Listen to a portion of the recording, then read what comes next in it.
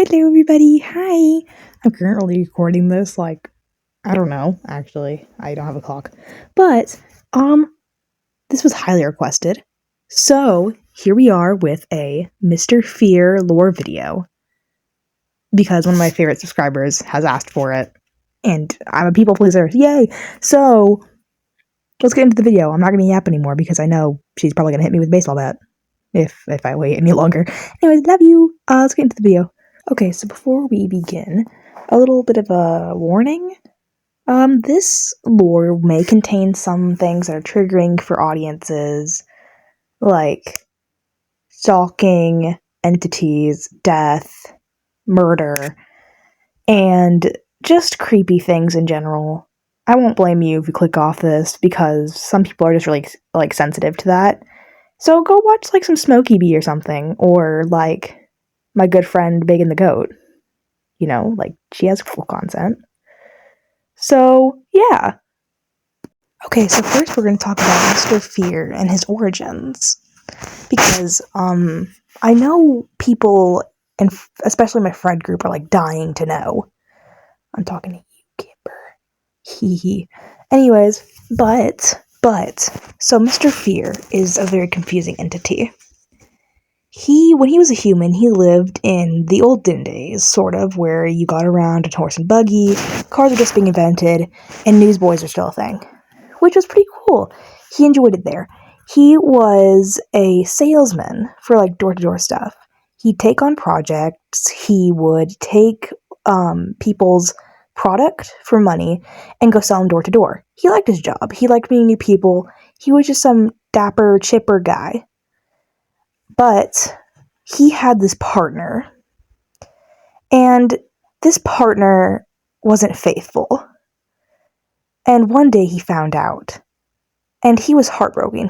But he didn't turn that into sadness. He turned it into anger and rage. Eventually, he couldn't get over it, and, well, he did some things. He partnered with this other entity in order to get revenge. I will be drawing this entity soon, but, by the time this video releases, you just have to figure out, look for a post about him. But, basically the deal was, the entity would help him get revenge. But in return, when he died, he'd have to give the entity his body. So he'd just be a soul. He wouldn't go to an afterlife. He'd just be something. And he was too angry to really contemplate that agreement. So he did. He took the thing, and that is what turned him into an entity of constant suffering, not having a form, not being able to have their own body. And the only way he could ever get a body? By taking somebody else's. And so that's how he ended up being the entity he is. He ended up in this small town when he first, appeared as this entity. He was very confused at first, but then he just had to watch life move on, people evolve from the shadows.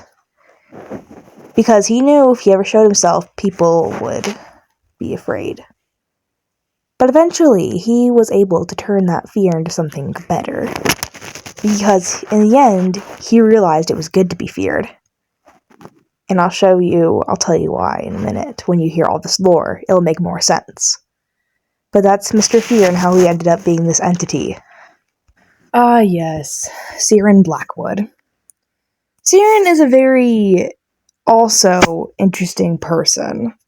Even though she's not an entity and she doesn't stalk people, she is a very particular human being. She is in foster care. She's just trying to make it through high school. Literally just a girl. She knows her parents died in a house fire. But lately she's been getting into the stares and rumors of people, and she's starting to realize that maybe it wasn't just some accident. She is in foster care, as I previously mentioned, and she doesn't stay in one house for long because nobody can handle her. Personally, I don't blame them because she's just bitter, unhinged, closed off, like nobody would understand her past. Not in like the, nobody will understand type, like zesty way, like YN type crap. It's more like she doesn't want anybody to understand because she knows if they did, they would leave her. She does have one friend that she really likes, Kai. Kai is more laid back, hasn't had much happen to him trauma-wise, and he has a loving family. He does have that one skin condition that makes him have two different types of skin colors, like patched around his body. He doesn't really feel that insecure about it, though, and he often comes over to her house, and sometimes Siren will help him paint little stars and designs on his skin, because he thinks it looks cool and he can't do it himself because he's not an artist. LOL. They're so cutesy. But, Siren only let him get close because he didn't leave her alone. It was more like, I won't leave, so you better let me in type situation. It's really cutesy. I love their friendship. He really, really does like Siren. Like, as a friend, obviously, platonically. Like, will protect her, even though he can't protect himself, to be honest. But he does try. He tries really hard. Like a little golden retriever guard puppy. He thinks he's doing something, but he's just looking really, what's the word? Microwavable, as he's trying his best. But if that's, Kai, we're talking about Siren. Siren is very paranoid. Like, really, really paranoid. Not in, like, a fearful way, though. More of, like, I know what's going on, but I can't put my finger on it. I know something's there, but I can't prove it yet. And she's very, like, defensive and protective of herself because of it. She has this whole board in her room that she hides in her closet, and she does take the papers with her in every foster home she goes to, because, she spent too long and too hard contemplating, theorizing to, it's like a Tadak, like, theorist with their crazy, like, Jax is actually Scratch from, the first abstraction, whoa. No. Good theory, but yeah, it's like that, Anyways, but she knows something is up. She knows something is watching her, and she's had conversations with Mr. Fear before. But in the morning, she wakes up, and her first thought is it was all a dream. That's her first thought every time she wakes up. And every bit of evidence she tried getting that it wasn't a dream when she was talking to him suddenly destroyed, disappeared, deleted. It's almost like he's playing with her mind a little bit as she's trying to figure him out. So she takes Kai with her and tries her best to figure out exactly what his motives are and if he's even real or if it's just all in her head. So that's for Siren Blackwood. We'll talk more about her in a minute. Kai Undergrove. Her best friend. Siren's only friend, actually. Kai, the best way to describe him is a golden retriever version of that one turtle from Finding Nemo. He believes Siren and her paranoia, but he also doesn't really know how to help her with it. He's taken her to group therapy a few times, as a good friend should, because he goes to therapy himself, because, we love a mentally stable king. He really doesn't want Siren to lose her mind, because, to be honest, Siren's his only real friend. Even though everybody almost in his school likes him, not everybody is friends with him. Which is pretty cool, I guess, to know that you're a little popular and people think you're chill. But he does favor Siren over a lot of his peers because to him, she's really the only real one. And, he values their friendship. So that's really nice. Mr. Fear finds Kai a threat, because he's the only one who would notice if she's gone. So, in order to get his host, he does need to take out Kai. But he just hasn't figured out how to do that without raising suspicion. Because if he takes out Kai, Kai has many people who would notice his absence and go feral. So, Mr. Fear finds him as a major threat. So he needs to stage something in order for people to not notice that Kai has been taken care of. Which is kind of evil in itself, because, taking out somebody just because they're a threat to your goals is just kind of terrifying. Especially if it's your only friend.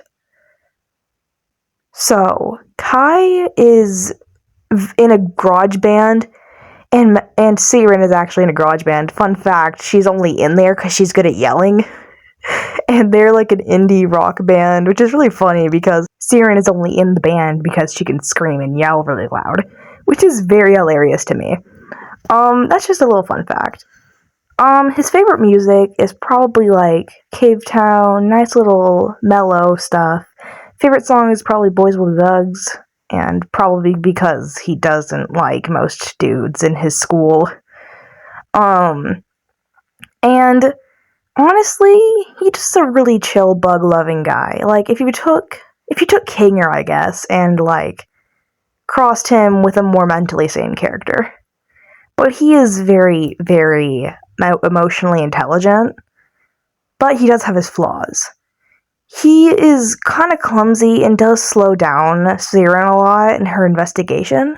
She doesn't mind them very much, but his mind is really guilty about it, because he wants her to figure out and find out what she's looking for, and he feels like he's slowing her down. But he does keep her safe to a certain extent, and supplies her with baseball bats and stuff, because he used to be in a lot of sports and still has the equipment from when he dropped out. He's not a sporty person. It's really funny. So, yeah, that's Kai, and on to the next character. Clover Yarrow. This is Siren's foster sister. She doesn't really like Siren as much as Kai would, but she does tolerate her. I don't really blame her, because, honestly, if you had some random paranoid, bitter person come into your house after the goodness of your parents' heart, I feel like you'd also kind of feel threatened in your household, because, she's only 10. She's used to having her parents love to herself. And I honestly don't have much to say about this character other than that she does know about Mr. Fear. She did find Siren's board, and, the good foster sibling she is, she didn't tell anybody.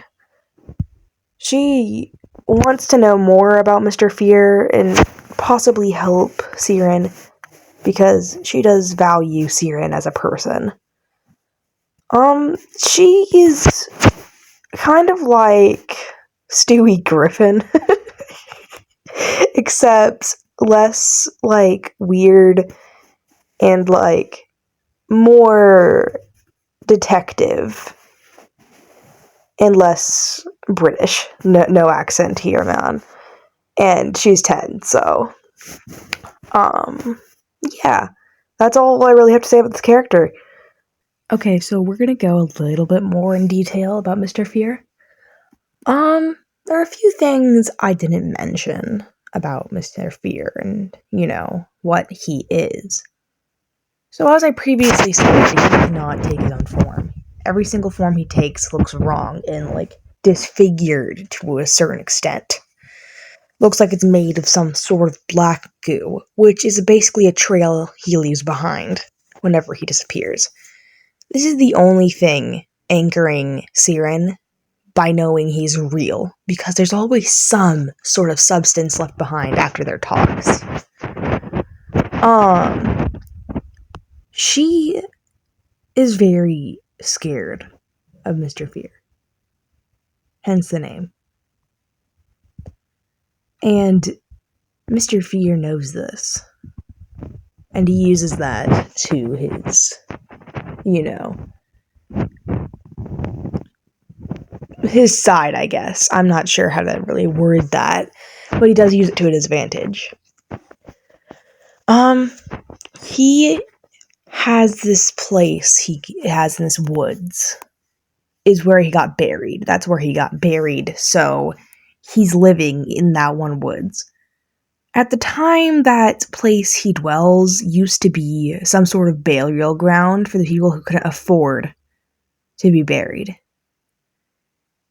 And because of his revenge stuff that he did, that I won't be going into detail on because, yeah, let's just say the wife didn't survive. He was found guilty of murder through this horrendous way. So that's why he was publicly executed and buried. But he did come back as this entity. Which is very... we don't like execution, guys, but, when you're a murderer in that time, there's not much we can do. I'm not sure. But he lurks in the woods, which is where Siren and Kai usually go, searching. I don't know, they're just looking for clues. I'm not sure. If I had an entity stalking me, I'd go call the police, move to a different state, maybe a different country, I don't know, and just start over a new life. I'm not sure. The thing is, though, there's speculation that Mr. Fear specifically puts stuff in her way, so she physically cannot leave the little town they're in. Because if she does, it will be so much harder to track her down. Because he is still only an entity. He doesn't have any divine power to, know where she is at all times. He's merely relying on his stalking skills and the information he knows about her. So, yeah, that's more info for Mr. Fear. Here are some silly facts before I conclude this video. So, about Siren. Siren listens to glass animals ear medicine. I don't know. But she just loves the glass animals, and she loves almost all their albums, except for their most popular song, which is so funny, because she thinks it's trash. She likes their earlier songs. And for some reason. I'm not sure. But I do like glass animals too, so no hate towards anybody who likes glass animals. She used to have this cat named Fig, but he ran away.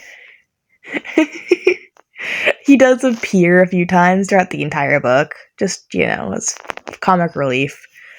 So Fig is indeed still alive, and that's just a really funny fact. For Kai, he literally works as a gas station attendant, as a part-time job. And he honestly is literally just a tired office worker when he's there. He hates his job with a passion, because once you have about 5 billion, angry people asking for the bathroom key and a stick of gum, you start getting a little bit annoyed. Clover literally just is I'm surrounded by idiots at her school all the time. It's really funny because she is 10 and people of her age are a little on the crazier side, and she's just fed up. It's really funny. Siren, actually, her name means little star, and throughout the entire series, Mr. Fear has been seen calling her that.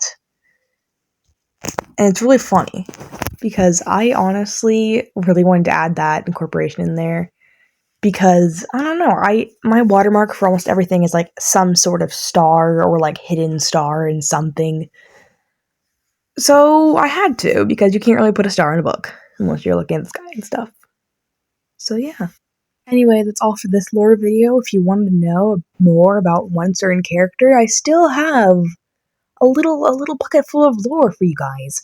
So if you want to learn more about Mr. Fear, or, Siren, or literally just anybody, or Cat, Kai maybe, then, just comment.